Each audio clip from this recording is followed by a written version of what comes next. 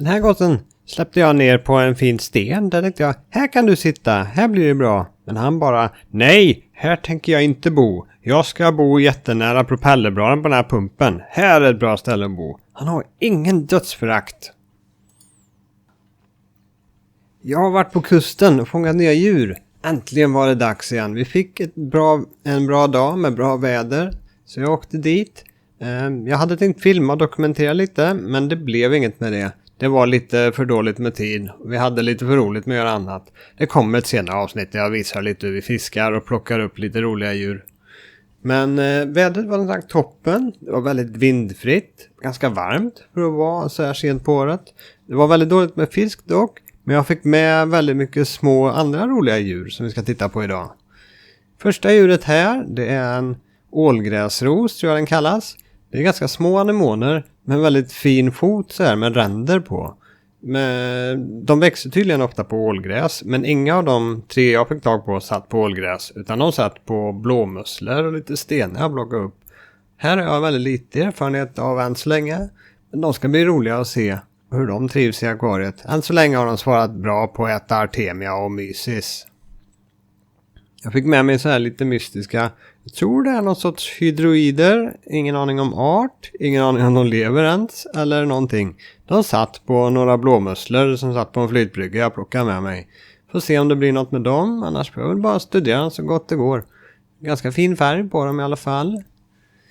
Här har vi ett roligt monster. Ishavsstjärna har jag haft tidigare. Den här är fortfarande väldigt liten. De kan bli jättestora. Jag ångrar lite egentligen att jag tog med den. För han är ett monster den här. Den har ätit upp min ledsnäcka. Jag vet inte om ledsnäckan var dålig. Eller om ishavsstjärnan var taskig. Det lutar dock åt det senare. Men annars så är ishavsstjärnan väldigt trevlig. De är lätta att ta hand om. Min förra jag hade levde väldigt länge. Och blev egentligen, han dog av att den krabbtaska klippte isär han helt enkelt. De har så här spännande färger och former. Den här är lite lila. Och så har den så här små knottriga, hårda ytor. Ser ut som en korall lite nästan. Den blir ett fint tillskott till akvariet. Fortsätter han bråka dock får han flytta till en annat ställe. Jag plockar även några vanliga sjöstjärnor. De här finns överallt på vår kust. De är jättelätta att hitta. De här exemplaren plockar väldigt små. De kan bli ganska stora. Som en handflata i alla fall utan problem. Men jag plockar några små som jag tänkte jag ska ha som städare här i. De är lite allätande. Men har varit lite kräsnare än mina ishavsstjärnor tidigare. Så vi får se. Men de är ett underbart tillskott. Sjöstjärnorna är för mig en av de finaste symbolerna för havet.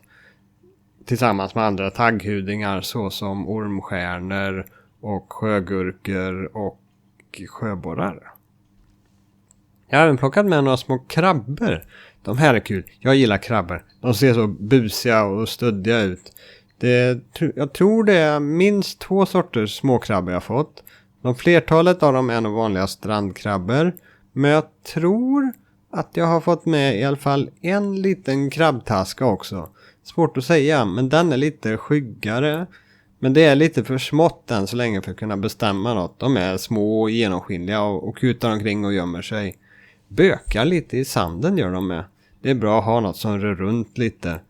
De kan flytta på några av de små stenarna redan också. Strandkrabborna kan vara rymningsbenägna egentligen. De här har än så länge inte visat något intresse för att ta sig ut ur akvariet. Men jag får hålla lite koll på dem framöver sen. Krabbtaskarna brukar inte vilja rymma ut akvariet. Men i gengäld blir krabbtaskarna mycket större och jättestarka. Och kan vara hemska invånare egentligen. Så vi får se. Men de är så fina och så roliga i övrigt. Så det är nog ett tag kvar tills det blir bråkstakar av de här. Jag har även tagit med mig en maskeringskrabba. Den här är ju betydligt större än de andra krabborna.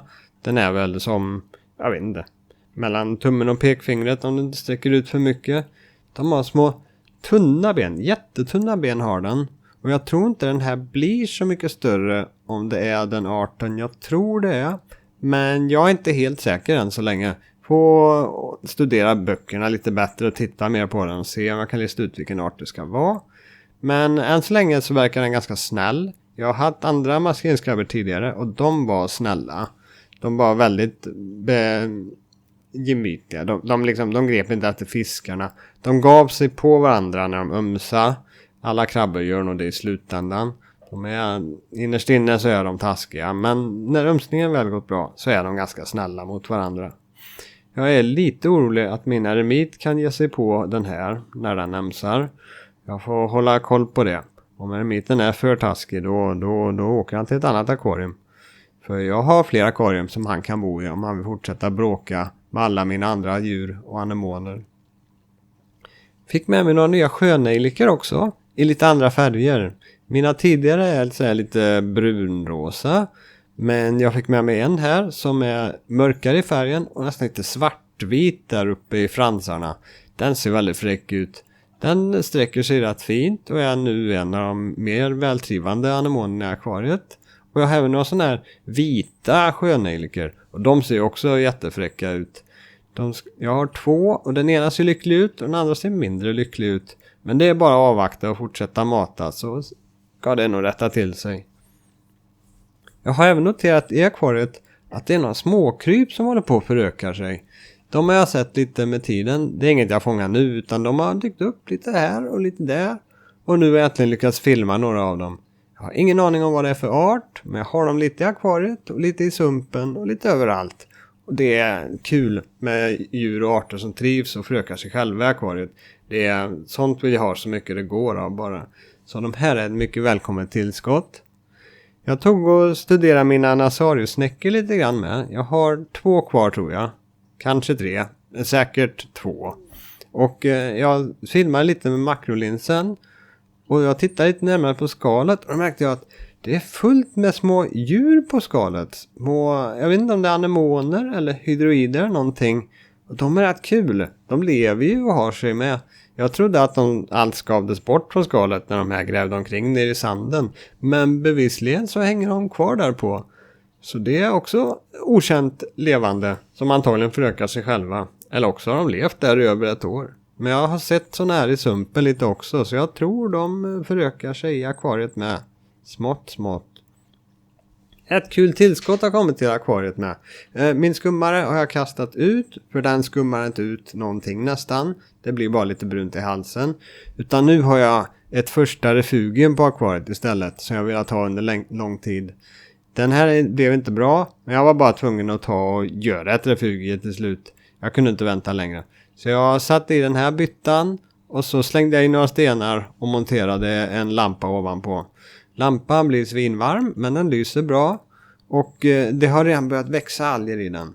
Jag har lite grön rörhinna i akvariet. Och så har jag även någon röd korall som växte på någon röd alg som växte på en sten också. Så de har redan växt. Den här videon är lite gammal nu redan. Och i alla fall rörhinnan har definitivt exploderat i storlek. Jag måste slänga i lite mer sten i byttan. Men sen ska det bli sjukt kul att se vad som händer. Jag vet inte om det gett effekt än. Men jag hade en sorts bakterieblomning som gjorde vattnet lite mjölkigt innan jag satte i refugiet. Och nu efteråt så är den borta. Kan vara placebo eller så har det gjort lite skillnad. Men det kommer göra mer skillnad när algmassan blir större. Och förutom algerna här i så har jag en liten städare också. Det bor en liten trollhummer här i också som kryper omkring under stenarna. Det dyker upp rätt mycket spillmat från akvariet ovan. Så det är bra att han springer där nere och städar lite också. Men det är nog det mest spännande som dyker upp där. Jag har nog missat lite smådjur men de får dyka upp i en senare video. Så får jag uppdatera mer om det och så ska vi följa utvecklingen av refugiet. Och jag tror jag har listat ut hur jag vill göra med cirkulationen. Men jag behöver beställa lite delar för att bygga om den. Så alla ni som tittar, tack så jättemycket för den här gången. Och så får vi se fram emot nästa avsnitt. Hej då!